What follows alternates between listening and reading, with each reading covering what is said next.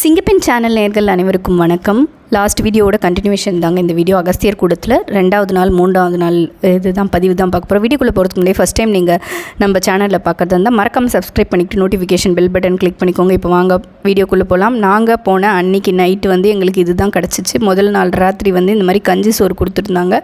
கஞ்சி சோறோட பயிறு ஊறுகாய் அதெல்லாம் கொடுத்துருந்தாங்க. ரொம்ப கஷ்டப்பட்டு சாப்பிட முடியாமல் சாப்பிட்டுட்டு நான் இங்கே ஏர் பில்லோ அப்புறமா இந்த மாதிரி இதெல்லாம் எடுத்துகிட்டு வந்தேன். அன்றைக்கி மழையில் ஃபுல்லாக நனைஞ்சிட்டதுனால எல்லாரோட துணியும் அங்கங்கே காயுது. லேடிஸ்க்கு தனியாக ரூம்ஸ் கொடுத்துருந்தாங்க ஸ்டே பண்ணுறதுக்கு, ஜென்ஸுக்கு தனியாக இருந்துச்சு. நாங்கள் லேடிஸ் ரூம் தான் இது.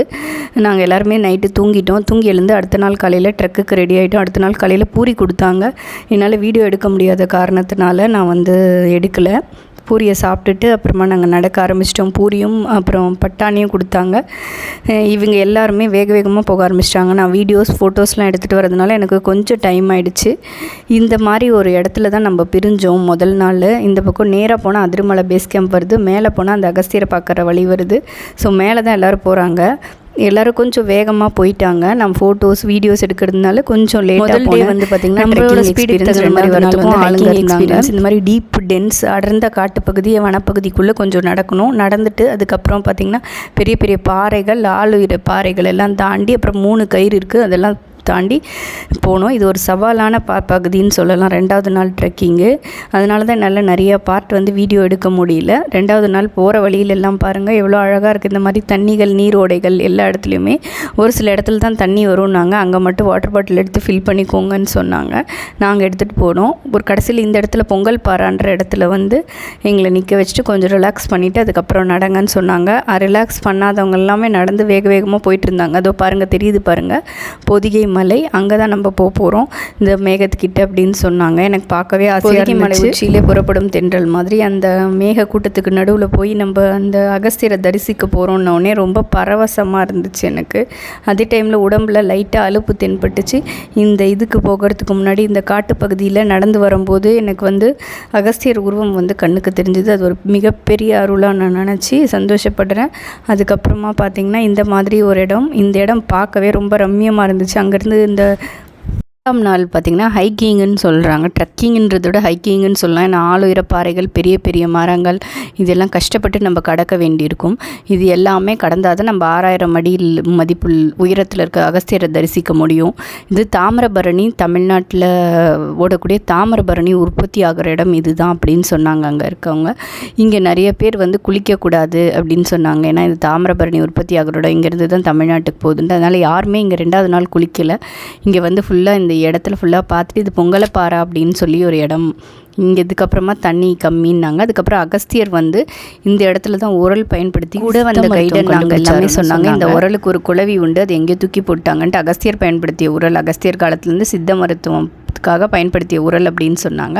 ஸோ மலை அழகை பார்த்துக்கிட்டு அப்படியே மலையை நோக்கி பயணிக்க ஆரம்பித்தோம்.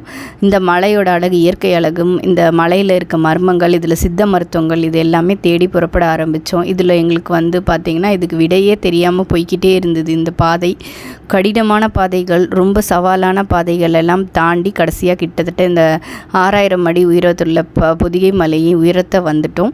இந்த பொதிகை மலையை ரீச் பண்ணுறதுக்கு முன்னாடி வந்து 3 கயிறுகளை தாண்டணும். ஃபஸ்ட்டு கயிறு இருக்கும், அந்த கயிறுக்கு அப்புறமா ஒரு காடு, அடர்ந்த வனப்பகுதி இருக்குது. அந்த காட்டுக்குள்ளே போய் அதுக்கப்புறம் 2 கயிறு பார்த்திங்கன்னா கிட்டத்தட்ட 75 டிகிரி இருக்கும். அந்த கயிறை தாண்டி நம்ம போகணும். கயிறை தாண்டதெல்லாம் எனக்கு வந்து ப்ராக்டிஸே கிடையாது. இருந்தாலும் மற்றவங்க தாண்டினதை பார்த்து நம்ம அப்புறம் கூட வந்தவங்க சில பேர் சொன்னதை பார்த்துட்டு அப்புறமா நமச்சிவாயனோட நாமம் ஓம் நமச்சிவாய ஓம் நமச்சிவாயன்னு சொல்லிக்கிட்டே நான் கயிறு ஏற ஆரம்பித்தேன். இவங்க எங்களுக்கு முன்னாடி போனவங்க ஒருத்தர், அவங்க வந்து ஒரு கயிறு தாண்டினாங்க. அதுக்கப்புறமா அவங்க கயிறு இல்லை, நான் என்னால் மற்றவங்களாம் வேகம் போக வேண்டாம், வேகமாக நிற்க வேண்டாம்னு சொல்லிட்டு வந்துட்டாங்க. இந்த கயிறு ஏறும்போதே அவங்களுக்கு பயங்கரமாக மூச்சு இறக்கம் ஏற்பட்டுச்சு. அப்புறம் ஃபைனலி பாருங்கள், இதுதான் பொதிகை மலை உச்சியில் வந்துட்டோம். இது கீழே இறங்க முன்னாடி இருக்கிற வியூவு. ஃபஸ்ட்டு காமிச்சது அந்த பொதிகை மலை உச்சி வியூ. 6000 அடி உயரம், நடந்து வந்த கலைப்பு, ஏறி வந்த கலைப்பு எல்லாமே இவரை பார்த்தோன்னே எனக்கு மறைஞ்சிருச்சு. ஒரு கம்பீரமான ஒரு தோற்றம். இப்போ பார்த்திங்கன்னா இந்த அகஸ்தியர் வந்து ஒரு நல்ல ஒரு புன்னகை போன்ற ஒரு முகம் அவருக்கு. ஃபேஸ்லேயே ஒரு நல்ல ஸ்மைலி ஃபேஸு, சிரித்த மாதிரி ஒரு ஃபேஸ். இது வரைக்கும் தான் நம்மளை அலோ பண்ணுறாங்க. இந்த வேலிக்குள்ளே பார்த்திங்கன்னா உள்ளே இருக்க மரங்களெல்லாம் அகஸ்தியரோட ஹைட்டு கம்மியாக இருக்கும் அப்படின்னு தான் சொல்லி இது பண்ணுறாங்க. அகஸ்தியரை பார்க்குறதுக்கு, தூரமாக பார்க்குறதுக்கு தான் கூப்பிட்டாங்க எங்களுக்கு பர்மிஷனு. அப்புறமா திருப்பியும் வந்த வழி ஃபுல்லாமே இந்த மாதிரி நீரோடைகள் இதெல்லாம் பார்த்துக்கிட்டு ரசிச்சுக்கிட்டே நாங்கள் திருப்பியும் நடக்க ஆரம்பித்தோம். இந்த பயணத்தில் மிகப்பெரிய சவால்கள் என்னென்னா, இந்த 2வது நாள் மலை ஏறி இறங்கிட்ட பிறகு எங்கள் கூட வந்தவங்க பாதி பேர் கிளம்பிட்டாங்க. நாங்கள் வந்த வழி தெரியாமல் நின்றுட்டு இருக்கும்போது அப்புறமா கூட இருக்க ஃப்ரெண்ட்ஸ் நாங்கள் எங்களுடைய வண்டியில் உங்களை கூட்டிகிட்டு போகிறோன்னு சொல்லி என்னை அழகாக கொண்டு போய் செங்கோட்டை ரயில்வே ஸ்டேஷனில் விட்டாங்க. கடவுள் நம்மளுக்கு மனுஷ உருவத்தில் இருக்கிறாருன்றதுக்கு இந்த ஒரு எடுத்துக்காட்டு தான், இந்த ஒரு சம்பவம் தான் எடுத்துக்காட்டாக சொல்லுவேன் நான். நம்மளுக்கு ஒரு இடத்துலையும் எனக்கு பார்த்திங்கன்னா கடவுள் மனுஷங்க உருவத்தில் எனக்கு ஹெல்ப் பண்ணார். நாங்கள் இங்கே கிட்டத்தட்ட ஒரு 2:30 ஆயிடுச்சு. அதுக்குள்ளே அதிரமலை பேஸ் கேம்புக்கு வந்துட்டோம். சாப்பாடு ரெடியாக இருந்துச்சு, பசிக்காக சாப்பிட்டுட்டோம். சாப்பிட்டுட்ட பிறகு பார்த்திங்கன்னா என்னென்ன சாப்பாடுன்றதை காமிப்பேன் பாருங்கள். சாப்பிட்டு அதுக்கப்புறமா நாங்கள் நைட்டு ரெஸ்ட் எடுக்க ஆரம்பிச்சிட்டோம். நைட்டு இதே கஞ்சோட இது தான் கொடுத்தாங்க எங்களுக்கு சாப்பாடு. அதை ரெக்கார்ட் பண்ண முடியல. அதுக்கப்புறம் நைட்டு பார்த்திங்கன்னா எங்களுடைய லேடிஸ் ரூம் இதில் நாங்கள் எல்லாருமே லேடிஸ் எல்லாம் படுத்துட்டு 2வது நாள் நைட்டு தான் ஒருத்தர் பேசிக்கிட்டோம். யார் எல்லோரும் இன்ட்ரடியூஸ் ஆகிக்கிட்டோம். அப்போவும் ஒரு சிலர்லாம் இன்ட்ரடியூஸ் ஆனாங்க, ஒரு சிலர் இன்ட்ரடியூஸ் ஆகலை. மழை வேறு செம்ம மழை பெஞ்சிச்சு 2வது நாள். அதெல்லாம் ஒழுக ஆரம்பிச்சிருச்சு உள்ளே இந்த ஷீட்டுக்குள்ளே. அப்புறம் 3வது நாள் காலையில் எங்களுக்கு புட்டும் கடலைக்கறியும் ரெடியாக இருந்துச்சு, கேரளா புட்டு. நம்ம எவ்வளோ கேட்குறோமோ அவ்வளோ போட்டாங்க, ஆளாளுக்கு ஒரு இது போட்டாங்க. நான் காலையிலே ஒரு மேலே நடக்க முடியாது, கடலைக்கறி சாப்பிட்டுட்டு என்னுடைய பயணத்தை தொடங்க ஆரம்பிச்சிட்டேன். அதுக்குள்ளே நான் முதல் நாள் ராத்திரியே எல்லாத்தையும் பேக் பண்ணிட்டோம். அடுத்த நாள் காலையிலையும் கொஞ்சம் எழுந்து 3 நாள் பயணத்துலேயும் நான் அந்த ஊரில் பச்சை தண்ணியே இருந்தாலும் குளிச்சுட்டு ரெடியாகி அடுத்தது இறங்க ஆரம்பிச்சிட்டோம். இறங்குற பாதை கொஞ்சம் ஈஸியாக தான் இருக்க மாதிரி இருந்துச்சு. ஆனாலும் கால்வலி. நாங்கள் இறங்குற பாதையில் பார்த்திங்கன்னா இந்த மாதிரி பழங்குடியின மக்கள் அந்த பக்கம் செட்டில்மெண்ட் இருக்குதுன்னு சொன்னாங்க. இவங்க எல்லாருமே பார்த்திங்கன்னா தலையில் இதில் எல்லாத்துலேயுமே பெண்கள் முதல் கொண்டு எல்லாருமே வெயிட்டு தூக்கிட்டு ஏறினாங்க. எங்களுக்கு சாப்பாடெல்லாம் இவங்க தான் கேரி பண்ணிட்டு போகிறாங்கன்னாங்க.